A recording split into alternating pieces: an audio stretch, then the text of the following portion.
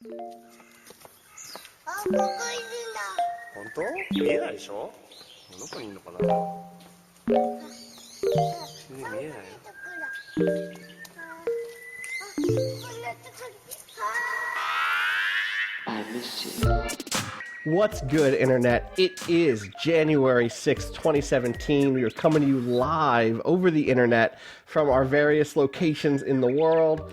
And I have breaking news. There are robots having a conversation on Twitch. I was just gonna ask if people have been watching this, because it's been my favorite thing to watch. I'm not watching it, but I'm watching people watch it, and they're letting me know the cool shit that is going down. Danielle, Riendeau, Patrick Klepek, welcome to Waypoint Radio, episode 20-something? 27? 28.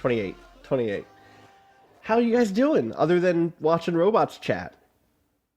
I mean, 28. you know what? Preferable to other things happening in life. Accurate. Accurate. It snowed here last night, finally, which means it's really winter. It's actually the winter now. Yeah. It's -2 right now, so Ooh. that's cool. No, that's not. It's not that here, thankfully. No, it is cool. Like, it's True it's winter. cool. Like, it's literally cool. Yeah. Okay. It's only 30 here, so Awful. I can live like this forever. Ooh. Like, spending the time I spent in Canada technically basically cool. means, Yeah. like, I'm all right all winter, basically. My heat could break and I'd be okay, you know? So, I don't know about that one. sure. Yeah, I was there for 7. I had the opposite problem because I lived in California for like almost 4 years. And so I got weak. I got so weak from that. You know, I lived in the Boston area my entire life until I was like 28, and then moved to California. I was like, oh, this is so nice. I can run in my shorts all year long. And I came back here last year and I was just like, oh God. Like, it's just the shielding that you have as a Yeah. you know, northern climate person, just it goes away. It goes You know, away. it's- It doesn't take that long either. Like, I spent a year in California, and that was it for me. And then I moved right from there to Canada. And so that first year in Canada, in Ontario, was rough.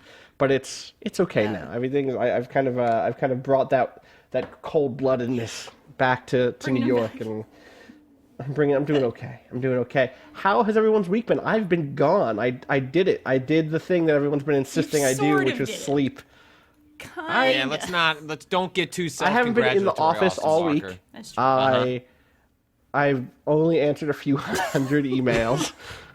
Yeah. You know, it's like getting in a hot tub and just like, yo, let's answer some emails. I can't. If I'm not doing something with my day, I can't sleep I at night. understand. It's really hard. It's really That's tough. a weird. Okay. It's a conundrum. It's a you tough. do you. It's tough. Like it's a thing where, like, if I don't use enough brain power, it has to happen. Like, I have to use a little bit. I have to use a certain amount in order to sleep at night. Otherwise, I just don't I'm sleep the at same night. way. I have to work out every day and I have to do something intellectually challenging or else my brain will go haywire and I will just start, I don't know, staring at the wall thinking about how the world will end. So I understand. I don't have this problem. I thoroughly enjoy doing jack shit and going to sleep. That's a good way to healthy. live That's life. probably I wish I was there for you with you. I really do. I have been doing stuff that I wouldn't normally be doing, which is like I've been playing a lot of Hitman this week, which is a game I mentioned on Monday that I really enjoy now, that I'm actually letting myself play it. But normally, like, this would be a time when I'm like, I gotta get ahead of some new releases. I gotta, like, play some stuff for, not review, but, like, for impressions. And I've been doing some of that.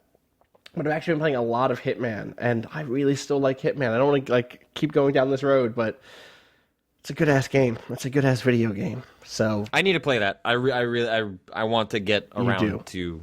Does season 2 start at some point? Like, yeah, I don't know when, but, like, I'm finding myself. Like, I'm mad I missed all of the, not mad, I'm like mad at myself that I let myself miss all of the challenges, what are they called? Elusive targets. But there's still just like so much in that package that like is just going to keep me busy for a long time. It's really nice to be able to like hop in and do one of the escalation missions and like do a couple of steps of that and then like, hey, I made some progress tonight. Peace. It's just a really enjoyable, funny game, like really well written. The Hitman is good, so you should definitely check that out. Do you think if you had played it before your list, would it have been higher than number 10? Yeah, like there's no doubt. Like I would have been a contender for the top Gotcha. spot at this point. Like again, I'm only like 11 hours in. Maybe by the time I'm like deep into it, I would be like, no, I'm burnt out on it. Maybe it doesn't hold up as well as it could or whatever. But like, it's exactly my sort of game. Like it is. I also feel like we have missed out the ideal way of playing the game, which is to say, doing so in small chunks and then like enjoying the episodic stuff. Like is a way to not burn out on that game and enjoy it in a way that it seems like a lot of other people have, where it's like, hell yeah, like there's some new Hitman stuff out. I'm gonna jump in that. I'm still not. The thing that's interesting is like it's still. The episodic content or the episodic structure is still clear in the way the game's content is spread out, which is to say that like the Paris and Sapienza maps have way more stuff for them than the most recent like Colorado and Japan maps, Hokkaido maps, which like have a few extra little like escalation missions, but Paris and Sapienza have just like a ton. So even just looking at it now, it feels like if you just went through all of the stuff like straight through, you would get burned out on those early maps. So like the way I've been doing it is going to a map, do the main story thing so I can like get an opportunity which like you can follow to kind of like figure out bits of the map, and then go back through and do a bunch of the escalations, and then maybe go back and do the main hit again a different way, and then like move on. Like I'm trying my best not to like get caught up on the like I need to 100% this straight through thing. I want to like treat it like it's a buffet. I kind of like, oh yeah, let me take a little bit of Hokkaido today. Let me do a little Colorado. Let me do some Sapienza. And that the way I'm doing it that way is like really rewarding. So I'm way into it, for sure. What have you two been up to this week? You playing anything? Well, I know, Patrick, you're playing Let It Die. Did a nice little stream the other day. That was pretty rad. Yeah. Yeah, Let It Die seems, I don't know, it's fascinating. Like I said it's good, but I don't know what that means yet. But Uncle Death is good. Uncle Death is very good. Uncle Death is very good. Uncle Death should have been in my life like weeks ago. Uncle Death should have been in our... Let It Die might not have made my top 10 list, but I might have found a way to put Uncle Death on there. Somehow. Uncle Against Death the should have rules. been at Waypoint High. Like that's a serious, like a problem with doing a big like spread like that is you have to commission art for it like a month before anybody sees it, and that was before I knew who Uncle Death was, and so Uncle Death didn't make it into our final Waypoint High like Should have been schedule, a science but like teacher or something, like something really. yeah, maybe he'll stick around for next. We'll see. Maybe I don't he'll know, be around but next year. Yeah.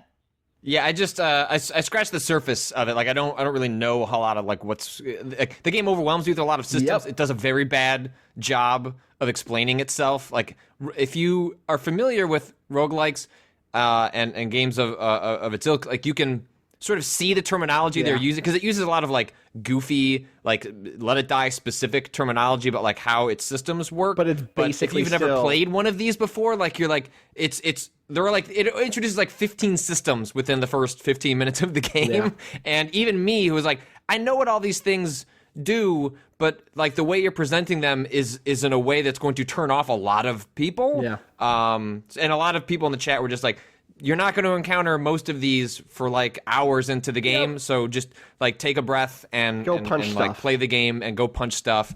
It's just it's very charming. It's the most grasshopper game I've played probably since No More Heroes. Yeah. And I like when Suda is being Suda. Yeah. And I like it more when it's matched with a game that's fun to play, which is not always the case with Grasshopper stuff. No. And wasn't even necessarily always the case with No More Heroes, which is a game like I liked more. I liked talking about No More Heroes more than I enjoyed playing No More Heroes. There are a lot of things I liked about that series that just, got very repetitive. It got in its own way a lot, I think. Like, it's if it had just been like, okay, I'm here to serve up the style. I'm here to serve up, like, a few really cool boss fights, and, like, everything else, don't even worry about it. It would have been a higher ranked in my canonical list of Suda games. So... And also what I worry about, and people were saying I shouldn't run into it too much, but is, I'm immediately distrustful of a free-to-play game. Yeah. Because immediately you go, all right, where are the walls? Mm-hmm. Like, where are the things that I'm going to brush up against that you're going to ask money from me from? Fuck. And, like, after the experience of Super Mario Run, where it's just like, hey, it's free, and then you pay the thing and you get all the stuff. Like, you're good. Walk away. Yep. Like, I don't know how this game operates it. I don't know how.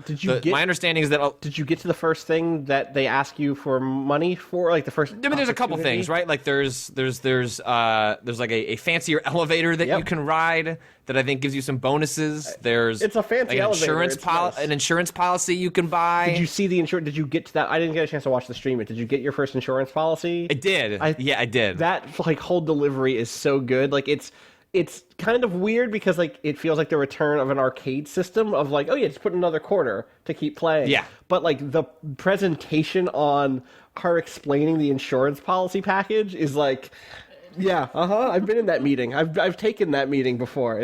I love it. Yeah, it felt like a meeting with HR at a new job. Yep. Except you're saving me from the chat telling me that I could. So there are mushrooms in this game that you can eat. Like Super Mario Run. This is exactly direct parallel. And some of them give you you can either eat them or you can throw them. Right. And like so there are different attributes. Like one is makes enemies fall asleep. Okay. And so you can throw it like you should, or you can be like me and be an idiot and eat it, and then you just fall asleep for 20 seconds. Like your character like doesn't get any bonuses. I think you get a little bit of health, but you just fall asleep. But from what I understand, some of the mushrooms that might seem dangerous can give you unexpected bonuses. You kind of have to experiment with them. And so I trusted the chat when they said, eat the one that says it's a bomb. They said it gives you more strength. And I was like, okay, like that seems wrong. Patrick. But maybe. So instead I ate it and it exploded, and it didn't kill me, but it got close. God. Screw you, chat. You know. Well, you got to keep letting us know how your Let It Die experience is going, because I'm very... The characters you find when you die, your characters exist in the world, and they're called haters. They're called haters. That's pretty good. They're called haters. They're called haters. Mm-hmm. I don't have time for any of these haters. Like, it's... I gotta kill them with my fists! They explode! And I am dedicated in this game. There are lots of different weapons, and they're bizarre and strange. And I am now firmly committed into the camp of I have a steamer that is very weak and does not do much damage to the enemies, but apparently can be one of the best weapons in the game if you just decide to go right into that upgrade tree. I'm going to get that steamer fully upgraded and kick some ass. So the upgrade tree is both like there's two things. It's like there's the equipment upgrading where like, oh hey, I'm going to build equipment back at home base. And there's also just like as you use the same weapon over and over again, you get better and better and better with it. Yeah, Let It Die. Yeah, Let It Die is similar in some ways to there are different types of roguelikes. Like there are roguelikes that every instance into the world is singular. So a Spelunky, for example, like you don't gain anything by playing Spelunky over and over except experience with how the game works.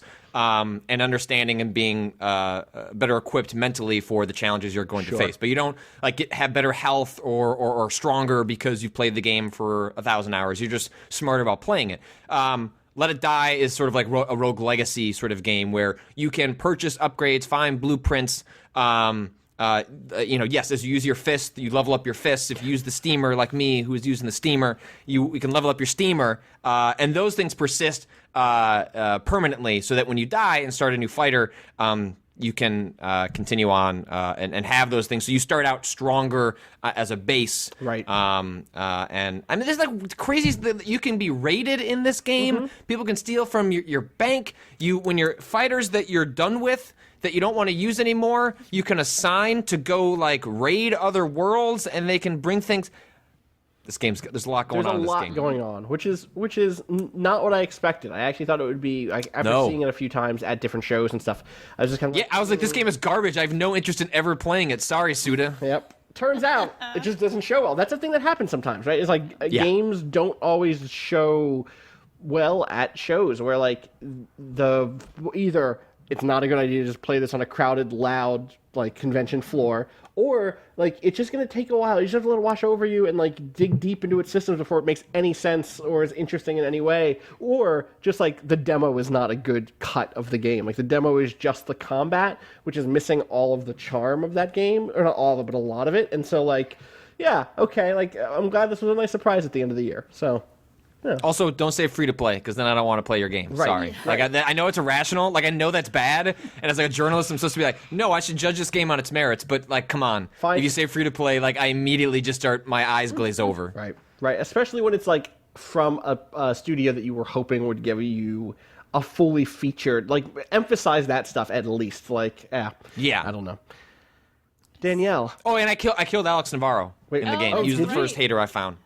Yeah. That sounds all right. That sounds like that guy. Yeah, this is why I hired you. Go play some ska. Nice. That was mean. That was mean. Why? No doubt's fine. They're ska, right? Yeah. You know. Yeah. Ska-like, like a 1995, roguelike, ska-like. they were. Yeah, they were like crossover ska. Yeah. They certainly were more ska before they broke. Anyway, Tragic Ska Kingdom, cinematic universe. Danielle, how are you? How I'm have you doing been good. this week? My most exciting thing this week was going back to Brazilian Jiu-Jitsu in real life. That's fun. Oh shit! good Well, time. tell us about that. Okay, I mean, you know, it's basically grappling. It's like sport grappling. It's like real wrestling, but submission wrestling. So you get Okay. somebody into a position where you're gonna choke them out or break their arm, and then they tap out. It's Right. really fun. Because otherwise you'll choke them out or break their yeah, arm.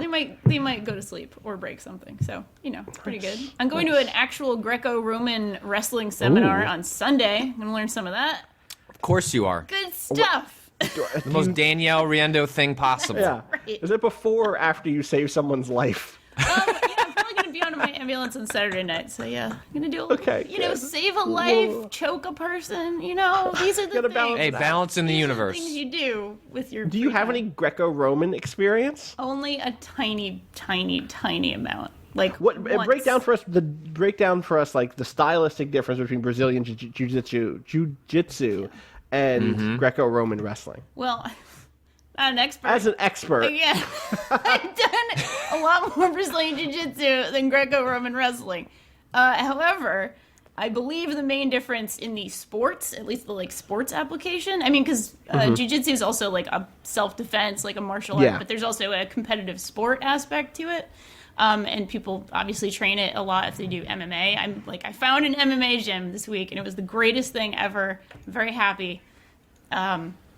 It's not far from our office. Anyway, that's so good. in wrestling, in the sport of wrestling, you want to pin your opponent. You don't necessarily actually bring them to the point where you're choking them or about to bring a bone. Can you do that? Can you get a submission in wrestling? It's all about pins. I'm honestly not sure. I've never competed in it. So Okay. I'm about to learn a lot more about it. I'll tell you all about it on, if you're interested in life after Sunday. Yeah, we're gonna need to have a check-in on Monday. We're gonna have to have a your- special your- wrestling check-in, Absolutely. Other podcasts have different sorts of wrestling check-ins. It's true. Ours is Greco-Roman. It turns out. Greco-Roman, BJJ, it's a good time. It's a good, excellent time.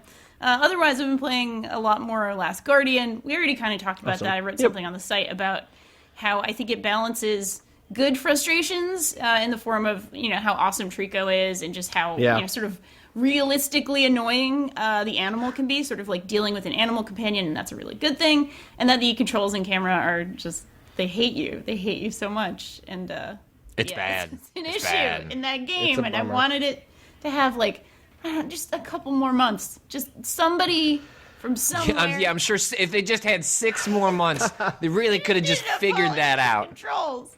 Even the camera is awful, but it's the controls that are really the frustrating portion of it. Yeah, I'm done. Like, it's not charming anymore. Yeah. Like, I liked that game I a wish it was lot shorter. If it had been for 10 Trico. hours, I would have gotten through it. Yeah. That game's too long too. It's like not justifiably as long. It's not. Yeah, it's. It would be half as long. I'm if glad you it's controlled out. The way I'm it glad should I played it. control, Yes. probably also, which is Absolutely. oh god. Absolutely true. Yeah. God. Yeah. It's a good game.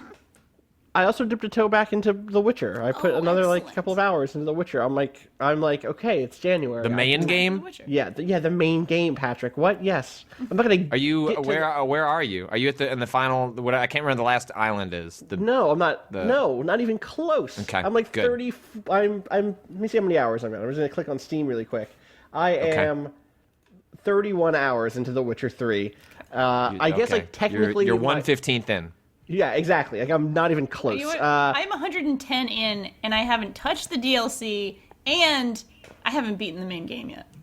I'm not even. Yeah. So my hope is. So I have the DLC. I picked up the DLC finally in like the winter sale, and my hope is to like get to a point where I can play that this year. That's what I want. Like that's my. You know what? You should give your Austin. What? That is an unrealistic goal. You're not going to accomplish it. I put you should in- just try and finish it before Cyberpunk comes out. That gives You're you right. like 4 more years. several years. some You can time. be in the right frame of mind. Like Cyberpunk release date will get announced and like it's coming out in 2019. It's like, all right, time for Blood and Wine. I'm finally gonna put this to do bed. it. Yeah, exactly. And then I'll save. I'll do Heart of Stone when Cyberpunk's announced, and then I'll do Blood Yep. and Wine the year it's going to come out. That way, it's like roll good. smoothly in.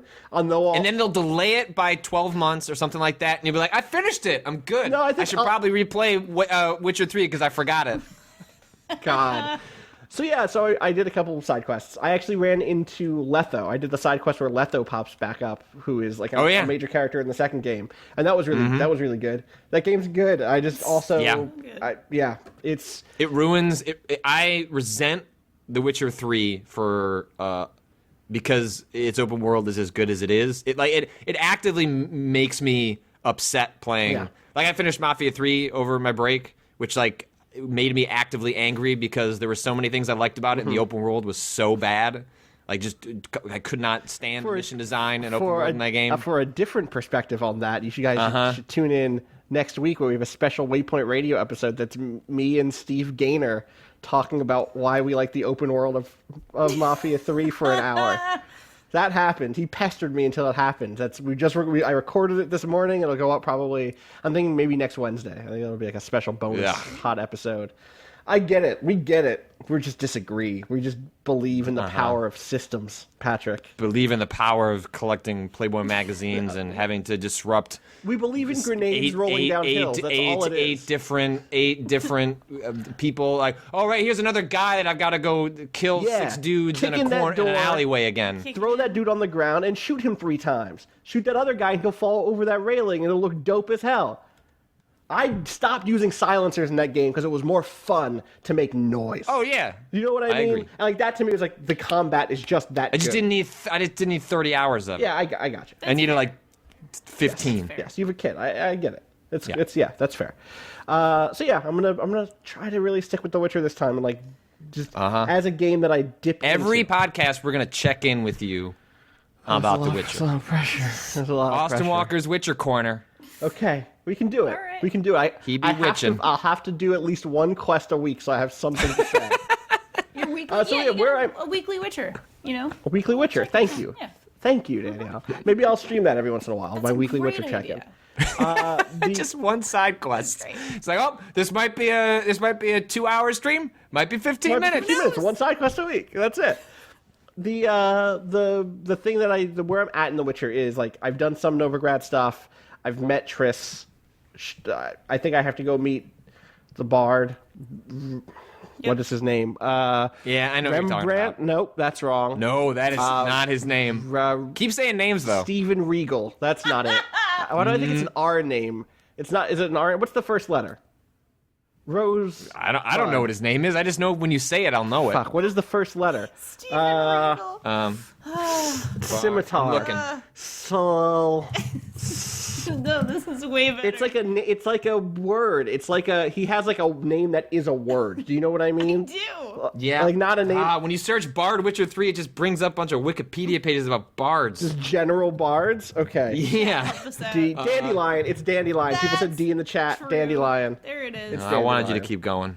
If they hadn't given me the letter, I definitely would not have gotten there. No, his name is definitely Stephen Regal. From now Stephen on, Regal. Stephen That's Regal. a- He's wrestler. Can someone make a mod for Witcher 3 which replaces all instances of Dandelion to Steven Regal. Regal? He's a And now you can't call him Steven. He is only the full name. Please, Mr. Regal to you. Mr. So yeah, That's I did. That's the episode. That's the podcast episode's title. Thank you. I That's have Mr. Regal to you. I have like a ton of stuff in Velen still, so I was like, oh, I'm gonna go back and like clean up some of that stuff, and just because like that's an easy way to dip my toes back in the game. Like instead of trying to go do the main quest stuff, it's like, oh, I have these 4 quests that are basically at my level. I did do the thing of like, so I was doing the quest that you run into Letho, which is like at a farmhouse that people think is haunted, like because of course that's how the game great works. quest. It's a really good quest. I remember that one. It's a good, really good conclusion to that quest. Wait, I'm trying to remember. Is that the one where I'm not gonna spoil. I'm gonna try and speak vaguely, and then you can confirm. Is it the one where like you find a body and there's a description of how this woman died that is deeply unsettling? No, it involves rats. No, I haven't seen that maybe one. That's a different. Maybe that's a different. This is the one. This is the though. Who knows if there's a different Letho quest based on how I don't know. So the quest, the kind of turn was that Letho had a plan about how this thing was going to shake out. He kind of structured things such that things were going to go one way, and he didn't want you to get involved. And like after a certain point, and then you get involved and fuck it up for him or I got involved because I'm that dude. I have my friends, even if my friend is maybe the assassin of kings, I have his back. He's a Witcher 2, god damn it. You gotta look out for your own, you know? So I'm gonna keep doing those side quests and like cleaning up Velen as much as I can, and then at some point I'll feel comfortable going back into the main quest. I guess the one thing that's like weird about The Witcher, or not weird, but it's not traditional, is that like you don't level up from doing anything except big main quest storyline stuff. Like I finished that whole quest and I was like 1 XP. I'm like, fuck you. Just give me 0. Just give me no XP. I need like 300 to level up again. Just fuck off. And it's fine. I like The Witcher a lot, but a tower full of mice. That's the quest you need to find. Okay. It's a side quest involving a woman named Kiera that you'll encounter. I'll look for it. Oh wait, I may have already done. We'll see. I'll look for it. I'll see what I can do. All right. I think that's everything I did over break. I answered emails. If I haven't answered your email and you're listening, I promise I'm working towards your email as fast as I can with my vacation time. What else happened this week? I feel like I've been in my cave, like hibernating. There was a close encounter. Patrick had a close encounter? Patrick wrote about a close encounter. Of the third that could mean a kind. lot of things. Which kind? The third kind. What's the first kind? What's the second kind? Animal? So wait, is the third thing not an animal? It's extraterrestrial. So the second kind is a terrestrial. I'm just trying to get my categories straight. I actually don't know. I mean, my attempt at making this a fun segue failed like 3 minutes ago. I feel like it has to do with distance, or like that's what the. Is that what it means? First, I think so. Is it like I think proximity close thing? encounters of the third kind mean like. All right. It may mean third kind may mean that you should actually have to see the beings. Right. Yeah. So first kind is visual sighting. I see. Second kind. A first encounter is unidentified flying object. It's just like, oh, hey, it's within 500 feet. There's this thing. Second kind is in which a physical effect is alleged. This could be interference in a functioning of a vehicle or electronic device. Animals Is it reacting. like a sound? Like you hear a sound and you Yeah, react there has to to it? right. Okay. Yes. Yeah. And then third is animated creatures are present. Okay. So Like, this is a third kind encounter. 2.8. This was the third kind encounter. All right. Yeah. There With like 2.5 Yeah. maybe. This Anyway, I have to go deeper because there have been extensions on this scale Okay. that I did Yep. not expect. There's a fourth kind, Please. which is an abduction. That's when a human is abducted by a UFO or its occupants. The fifth kind is direct communication. I feel like that could be switched in my mind. In my mind, I want to put direct communication at 4 and abduction at 5. Yes. I think you're right. I like mascot in the chat says first kind you see an alien, second kind you see an alien, third kind you get took. Apparently that's the fourth. Sixth is death of a That's human gonna be or animal. that's the name of my upcoming abduction script. You get took. Get took. I bet you. I feel like took. You got tooked. Took is almost definitely an alien like B movie, right? Like a UFO. Yeah, just took. What about Yeah. Chicken? It's like Chicken. it's aliens and Yeah, the alien And spin-off of Taken he is calls up Tooken. the aliens. They don't speak his language, and he does his little speech. If you know the women in my life, he does a whole, Yeah. He's a very You about to particular get set of tooked. skills. Yeah. very particular. But he has to say it. He has to say it on a xylophone to get up. The He sixth. has to like in Close Encounters of the Third Kind, he has to communicate it through music. Right. Right. Right. Exactly. He goes to the DAG school of drama. The sixth kind is death, and the seventh kind is the creation of a human-alien hybrid, either by sexual reproduction or artificial scientific methods. Wait, really? That is the seventh kind. Close Encounters go of the beyond- seventh kind, a Close Encounters of the third kind, triple X parody. This ain't Close Encounters of the third kind, it's Close Encounters of the seventh kind. Wow. Do we end at 7? We end at 7. So sex is it, For now. apparently. That's Sex the is top. the final frontier, actually. Actually. Like all things in life. What happened with aliens this week? What the fuck are you Man, talking I about? don't. What do you want to talk about? Aliens? We could talk about some aliens. I want to talk about aliens. Well, so there's literally there's been sort of this 18-month quest to discover the possibility of extraterrestrials in Elite Dangerous. It's a game that came out a couple of years ago. Okay. I believe started in early access and then got out, and then now has been filtering to consoles. Apparently, like the Xbox One version is really good, that. and it's coming to PlayStation 4 pretty soon.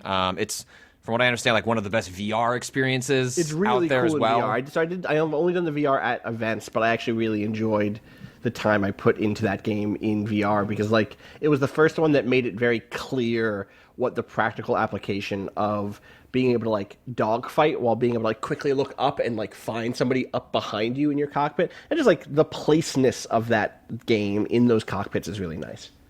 And it's you know, by and large, like a pretty, it's like a really steep learning curve. Like, so it sort of attracts like a certain type of person that like is willing to get over that. Like, I've read how that game is complicated enough. I think it's easier now. Like, they put in a lot more tutorialization. Yeah. But it was to the point where you could boot the game up and not know how to launch your ship. Like, it has like that level of nuance and depth. So like. And also, there's combat in it, but that's not the focus. Combat is like an ancillary part, and you're largely just exploring and like running trade routes. And so Yeah, it's just, it attracts this particular type of person. What if instead of playing The Witcher, I got back to playing more Elite Dangerous? I have like 20 hours in Elite Dangerous and That really doesn't like it. shock me at all. But Yeah. because it's like it's the same thing of just like I want to put on a podcast or some music Yeah. and like disappear into a trade route and like do some missions, grind some reputation. What'd you do on your vacation? I disappeared into a I have trade to do route. some Where do trade trade routes. routes factor on the encounter scale? That's eighth. That's eighth. Close Encounters of the eighth kind is like, yo, you went on a trade route. You went on a trade with route. an alien. Yeah, I got some dilithium crystals. You have some speaker parts I need for my ship. I'm gonna give you these dilithium crystals, and I'm gonna get like a dope stereo system in my Viper. Sounds like right. that's Yeah. Mm-hmm. That sounds about right.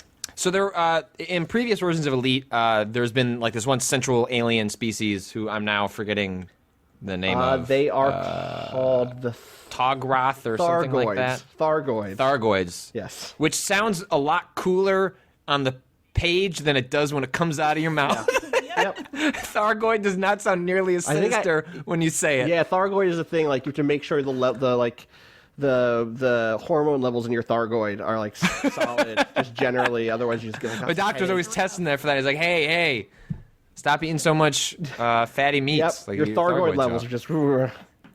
And so it's been present in previous games, but when Elite Dangerous for the first 2 years of its existence it's been humans on their own, just interacting with each other in the world, but no aliens whatsoever. But the developers always said like, oh, we'll see what things happen in the future. And they've been saying And that then for like years. Since like 2012, Yeah. they've been saying that. And so 18 months ago, David Braben, Yeah. Braben, in an interview was asked like, what are the possibilities of there being aliens that exist alongside us? And he said, well, what are you talking about? They already are. Which was a hint that in a content update for the game, they had secretly started seeding information about these aliens. And for that past 18 months has been this long ARG plus sort of like discovery in the game. So like, the opposite of Frog Fractions, where you're doing it all outside to discover the game. This is like there are ARG elements that are interacting with players, like examining things in a trailer that are in there for a fraction of a second, but there's the presence of a star, and that star can be you can draw the coordinates from that screenshot to like go find an abandoned alien base, like all this like wild stuff that has been this really interesting mixture of marketing and in-game events and player discovery that culminated last night, and a random player on Xbox One. I haven't researched enough to know if like he went to a specific coordinate or stumbled upon a specific coordinate. It does appear that maybe he just stumbled upon it, right? And that this was an update in the game that they were just waiting for a player to discover a cutscene. Fucking coolest shit. And I'm going to be talking to them next week to like kind of figure out a little bit like how they orchestrated all this stuff. Because like Frog Fractions, it's also interesting when it's not set in stone. I'm sure this stuff was like changing and morphing based on what players were interested and how they were reacting to it. But essentially, like, you know, he warps in. He's warping from one area to the next, and this video is in the story that's on our site. And he gets hijacked, and his ship gets shut down, and he starts getting shot at by something. But then out of nowhere, this like giant, gross, organic-looking spaceship floats in, takes that thing out. It's a lot, frankly. It's and it's terrifying. It's like, what if there was a bunch of flesh that was rotten and then also shaped like a flower, like a blossoming flower, and also that was a spaceship. Rot flower. Yeah, it's a very. It definitely feels like very like Geiger-esque. Yeah. Like just like weirdly organic. Like it's maybe more Lovecraftian than Geiger. Yeah. There's not as many sex organs on on this alien. But anyway, so and then the ship sort of analyzes you and then disappears. And then your ship turns back on and you're left to go, what just happened? And it's this incredibly cool moment. There's I linked to a piece in Eurogamer from really early in 2016 where they were kind of following players as they were discovering this stuff. But by all indication, this is just beginning of a much larger event that sort of introduced the aliens. But just I love these sorts of moments where players, these sorts of like these feel organic, but like are clearly in some ways orchestrated moments are just incredibly cool. Yeah, like you have to wonder, like, has there been like the Elite Dangerous universe is massive. It's not infinite. It's not like the 18 billion trillion planets, quintillion planets of No Man's Sky. It is like a specific set universe that was mostly procedurally generated. But it's so big that, like, it takes you, for real, a long time to get to certain places in it. And so, like, in my heart of hearts, the dream I have is just like, oh, yeah, the Thargoids have always been in this quadrant of space so far away that no one in their right mind would ever get there to explore it, you know? They were like the Borg. Yeah. Exactly like that. Yeah. There was a group last year that like made a point of crossing the entire galaxy to like as like a big unit of explorers who were just like, we're gonna start here and we're gonna I'll go all the way through. And reading about their exploits was really fascinating. It's one of those games that's like, there's cool stuff happening there, and I wish I had more time to pay attention, you know? Well, it's not. It feels like for me it has a similar quality to Eve. Like Eve is way more impenetrable to the average person than Elite, but it shares some similar qualities in that I have spent no time playing Eve or Elite, but I've spent a lot of time reading stories about the cool stuff happening in those games. Like Elite seems to have tapped into something that's like super difficult to pull off and probably not something you can do purposely. It's just sort of a mixture of what a game brings and the kind of players that are attracted to it, in which just they start doing fascinating things within it. And Elite has become one of those games where that happens. And certainly they encourage it just like CCP encourages it in Eve. But, I feel like, there's a little bit of luck of the draw there and whether your game becomes one of those. Yeah, totally. In the chat, Sparkletone said that, like, despite the name of the game, I would never expect Elite Dangerous to be scary. That video clip is fucking scary. It's doubly scary, but I actually think that the Elite Dangerous is actually a kind of a scary game for the first part of the jump scare there, or like not the jump scare, but like being pulled out of your hyperdrive is a thing that can happen in Elite. Like, you're jumping from place to place, and a pirate can just, like, grab your ship and kind of, like, yank you out if they line up their attack right, basically. And if you can't fend them off. And that feeling of being, like, pulled out of your jump is already frightening and, like, disorienting. And so, like, I love that they built the alien encounter off of that. Like, that's what feels like is happening at first. And then it's like, oh shit, this whole other thing is happening that so far eclipses the thought of, like, being attacked by a pirate. It's really good. I wish I had more Especially time. Like the idea of, like, this one random person finding it and not know, like the idea of you have stumbled upon something like this, that, it's not like I'm going around the corridor and then something scary might happen. Right. Like, this is an otherwise like mundane event in which everything about that, the context, it's already a very chilling sort of scene watching it unravel, but like the context gave me goosebumps as I had like a better understanding of like how this player had this one singular experience that none of us will ever have to that level. Thankfully was recording, because can you imagine the version of this that's like the person just says like, no, I swear there was an alien. I got pulled. Well, and that's the benefit of these machines constantly monitoring gameplay. Like it's something that could not have existed. Was this an Xbox? 10 years ago? Was this an Xbox player, or was this? Yeah. Okay. Yeah. Totally. So yeah, if I had been playing on the PC, that's not really possible unless you're. I guess Windows 10 does do that if you're using their game app. But it's just something that without really advanced tech that most people couldn't afford or use. Yep. This sort of sharing wouldn't have been possible 10 years ago. Totally.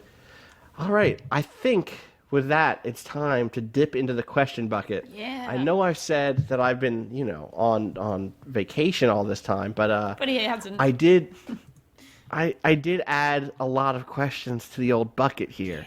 Remember what the number was the last time we talked about the bucket? How many questions were in there?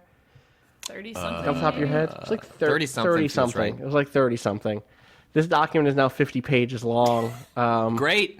I added 107 questions in this bucket now.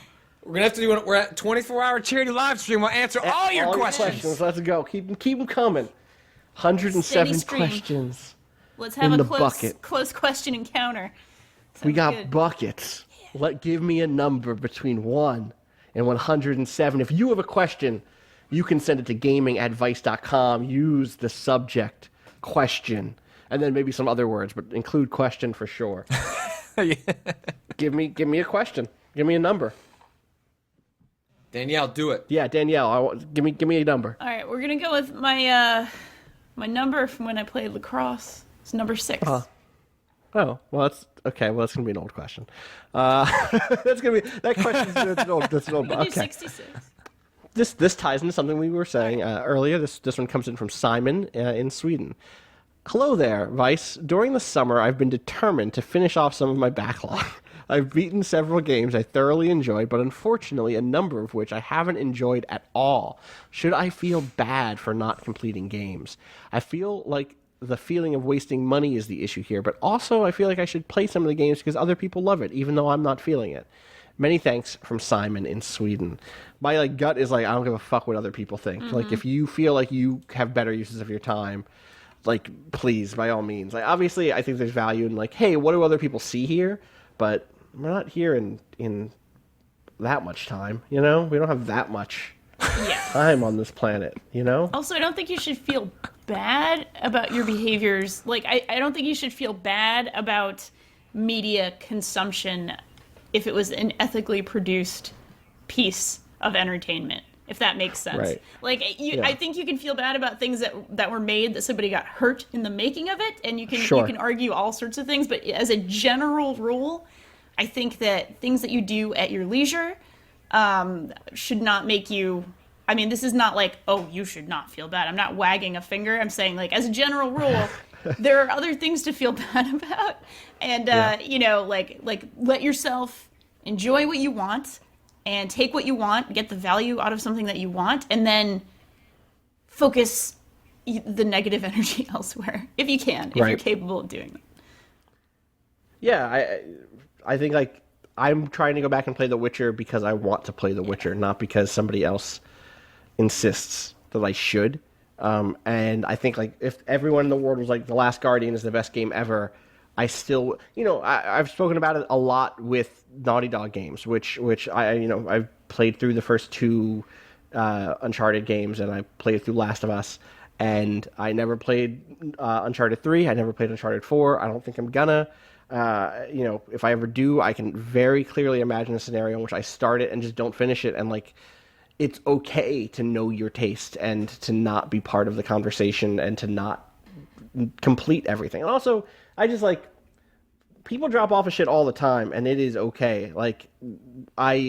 feel like there's something instilled in a lot of us at a young age. Like if you start a book, you finish the book. If you start a movie, you finish the movie. It's hard to walk away. Like it can be hard to do that, but like I think we need to let ourselves do that sometimes. I don't know. Patrick, what do you think? Yeah, I definitely don't drop shit. Yeah, it's hard. I get like I get invested in wanting to see it through with most things. I mean, I'm also like I wouldn't do that with something I actively disliked, but there are like let's say there are plenty of scenarios. Mafia 3 was a great example of like really strong start, was like lots of things I enjoyed about it, and then I could tell like, oh, this is what this game is, and it's just going to do this for like another 15 hours. Is it worth that for the bits I like? And I probably should have just watched the cutscenes on YouTube, because to get to the couple of bits I liked made me resent the game. Right. And that's partially the game's fault. That's partially my fault for, like, I wish the game, the parts I didn't like were better, but also I was punishing myself by like, okay, I'm just going to keep doing this. Yep. I'm just going to keep doing this so I can get to the part that I like. And I probably could have found a better way to enjoy those things. Right. I just like, for me, there's this thing of like a book or a movie or a game or an album, like it doesn't, and I say this as someone who literally only really listens to music and albums. Like I listen to albums as a thing instead of singles, instead of like outside of handcrafted mixtapes. I pretty much only listen to music in album format. And I still think that we should move away from the consumptive model of like, oh, gotta finish your meal, you know? Maybe because maybe it's just like the way life works sometimes. Is like lots of people just don't have the time. Lots of people just don't have the time to commit to a thing that way. On the other hand, I definitely do think there is value as a critic going through something and like, how do they stick the landing? Do they like? Yeah, for sure. Does this all congeal at a certain point? Does it all fall apart at the end? So like, I'm not saying I'm done playing games through to the end in any way. I'm just trying to let myself have that like escape valve, because it's not like there's a limit on how many other cool things there are for me to check out, you know? So, yeah. Can I just say this in the chat? Orpheus94 says, yeah, Watch Dogs 2 I mostly enjoyed, but by the second to last mission, I just had enough and uninstalled, no regrets. I could not do that. couldn't do it. There's no there is no Wild scenario in 25 any world. marathon at that point. Yeah. There's one I could mile not. left. That like reading that stresses me out. Yeah, go Like finish it. Orpheus, I will go and finish the game for you, brother or sister. That game ends poorly. But I just in my I like, understand. and again, this is me, and this is like You're so I end up close. playing. You're so close. Just finish the mission, man. It's right there. Come on. It's right there. Finish line. I is get right it. There. I get it, believe me. And I will say there are things that do gnaw at me, right? Like they gnaw at me when I know I would enjoy it, and I just fucked up. Right. Like I feel like how have I not fucking finished The Witcher? What is wrong with, like, come on. Like, deprioritize some other shit. Like, there's definitely elements of that for me. Especially when it's something that I feel hasn't necessarily gotten its due. Like, I'm kicking myself right now for having not played the Silver Case, which is the first game, the game that Flower, Sun, and Rain is almost a parody of. And I love Flower, Sun, and Rain and haven't played the Silver Case. I'm like, what is wrong with you all? It's like, go fucking play the Silver Case. Do it. And it can be hard to do that sometimes. Like, you get distracted with things. Like, sometimes you just want to boot up State of Decay or Dragon's Dogma on your vacation for like an hour instead of putting time. Go run some trade routes. Right, I want to run some trade routes. That's all I want to do. I want to play games that don't. You need like a separate computer connected to a separate monitor that is just running trade routes. Like you're working. I'm working. But like your trade routes are also I'm working. making money. I'm making money. You know, it's two different.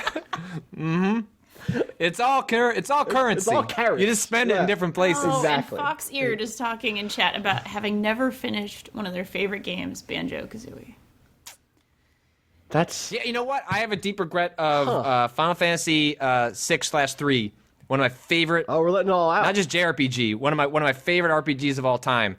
And when I rented it from the Family Video, and out here, the internal battery died on the cartridge when I made it to the final island where you're going to fight Kefka in the Shadow World, Right. or whatever that second, the second half of the game is.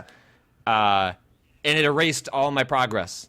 And I didn't have it in me Because especially like the way I played those games when I was like a young teenager, like I'm sure I'd invested 120 hours into it, maxing everything out and doing all the nonsense. I just couldn't muster the energy to do it all over again. And so it's one of my favorite games, but I've never seen the ending. And I've always just kind of held out hope they're going to like maybe not do a remake of that game in a Final Fantasy VII remake fashion, but some sort of like, I don't know, revisiting of that game that I could justify going back and doing it in a non-emulator fashion. But it still bugs me. Now I'm upset. Mass Effect, now I'm upset. Mass Effect. Metal Gear Solid 2 was a game that was one of my favorites for years, and I could never finish because my copy had a scratch on it that made the last cutscene stop playing like 2 minutes in. Yeah, 100%. I could load up that save, beat the final boss, and every time it would be... And the final boss is a fucking drag. The final boss goes. And so, like, I had to do that again and again. I was like, maybe this time it won't break. And this was like obviously in the era before YouTube, right? This was like when that game first came out. I couldn't just go look up the ending online, like the video of it. I like read a transcript and was like, I guess that all makes sense. Oh no. Memes and genes, information control, fake news. Like I get it. Cool. And so, yeah, but I've since seen the ending of that game. But it's still, like, it is a sore spot for me. Just, like, I wish I had been the one to finish that game in my life and not seeing somebody else. Oh, there's a lot. There's a lot of uncompleted stories out there. Danielle, do you have anything that was, like, you wish you would have finished it? So many. God, so many. I mean, Witcher 3 is hilarious. Like, I legitimately spent more than 100 hours in that game and still have not beaten the main quest. Because I went to every... Because I'm a crazy person who, like, enjoys going to every ridiculous thing and running, like, on my feet and not my horse to, like, get the whole atmosphere. And I never going to finish that game. Not going to happen. Game, but I'm somewhere near the end, and then I'll probably play the DLC. Like, it's ridiculous. It is a game you do need to... to get the full satisfaction of like certain things in the DLC, you absolutely need to like finish the main game. Like you can't jump around. Like and you have to play it in order. I didn't realize that. I thought if you're gonna commit to it, like commit to it because there are just certain things that happen and in some of the DLCs that are like well worth just saying at some point, okay, I'm going to mainline. I'm just going to do the story stuff. I just need to get the ending so my save game marks that I have finish the main quest, right? Because there are some things that you won't see in the DLC that are like some of the best story payoffs in the series. Really, I mean, I didn't play the first one, but I love the second one. Right. Oh, I'm gonna just have to do that at some point. We'll have our Witcher check-ins every week and see where we're at. You guys can both play it at the same time. It's a race on Witcher Wednesdays, right? Such a great idea. You can we'll just cut between the two videos. Waypoint Witcher Wednesdays. Yeah. Waypoint Witcher Wednesdays. On www. Waypoint, getting around to your game of the year 2015 in 2017. Exactly, it's perfect. Listen, we're a game. Why we play games and culture. That's us, Waypoint. Why we play The Witcher. Sometimes the culture doesn't happen. You don't have to be at the breakneck pace. You know what I mean? We don't always talk about the press cycle, Patrick. We don't always talk about whatever the new hot shit is. Sometimes we can go back into the vault and find, underloved classics. Hidden gems. Like The Witcher, hidden gems. If you will. Like The Witcher 3. It'll be good to keep checking in and see if either of us keep this promise. I think that's wise. That's a great idea. I think that's going to do it for us this week. With that, the promise to keep playing The Witcher 3. You can find me on the internet at Austin_Walker on Twitter, Austin Walker Games on Facebook. Patrick, where can people find you on the internet? Find me at Patrick on Twitter. Twitter? Patrick on Twitter. Okay. Sorry, I'm trying to answer questions off to the side as well. And you can find me at Pete Klepek on Facebook. Danielle, what about you? I am at Danielle R.I. on Twitter and Danielle Riendeau Writer on Facebook. Oh. Yeah. Okay. Very good. Yeah, good. Well, you can find everything Vice does on Twitter at... Not Vice, that's not true. I was like, wait, this sounds wrong on my mouth. That's not... Everything Waypoint does on Twitter at twitter.com/Waypoint. We're also Waypoint Vice on YouTube, on Facebook, on the IG, kind of everywhere else. So look us up there, Waypoint Vice. And be sure to, again, write us in questions, gamingadvice.com, subject header question, if you want to get your question in the old bucket. It might be a couple weeks before I put more questions in the bucket because... It's pretty full. But we'll still skim from the top the way we've been doing on Monday, so look forward to that. A lot of good stuff coming up next week. Like I said, I'm going to do that. We just had that special one-off podcast with Steve Gaynor about Tacoma developer, Gone Home developer, Fulbright Company co-founder, Steve Gaynor, about Mafia 3, because we both just like that game a bunch. So look forward to that next Wednesday. Anything else happening that people are excited about that we should wet the whistle for? Switch next week, man. Switch next some week. Details about that Switch. I'm going to that Switch event, and I hope I can touch it. I hope they let me touch the Switch. There is a Switch. report from Eurogamer, who's had a lot of good Switch reports, saying that new Mario game is just straight up done. No Like, it is way. sitting on a fucking hard drive somewhere, just waiting for me. Game of the year 2017 is just in the air. Someone's going to go... What happens if Marcus from Watch Dogs just goes and gets us the... Yeah. That's... Mr. Robot, go get me that Mario. Mr. Robot, go get me that Mario. Thank you, Mr. Robot. I think Mr. Robot is the one who's talking on that Twitch stream, though. It is. I checked in on that Twitch stream, by the way. For people who don't know what the fuck we're talking about, it's twitch.tv/cbotschat, and I peeked in earlier, and there was a conversation. One of them has a boyfriend because the boyfriend is a pirate. It's two Google Homes, right? Is that what that device Sure. is? I believe you. And one of them was a ninja, one of them is a pirate.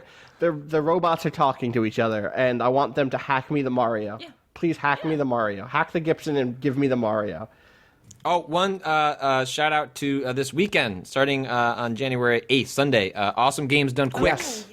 The winter one is starting.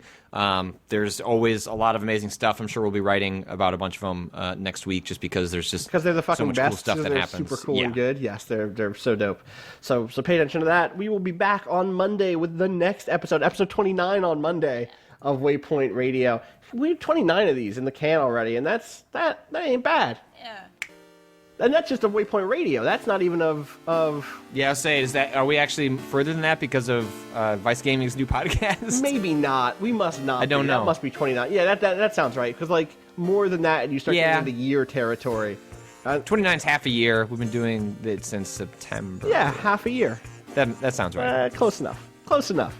Thanks as always for joining us, and thanks to Boen for letting us use his track "Miss You" off the EP Pale Machine. Go to waypoint.zone/BOEN for more info on that. Everybody else, though, I just want you to do like me and take this weekend for like a time to chill and relax, unless you have work, in which case good luck with that, because that's a whole other thing, you know? All right, y'all. Peace.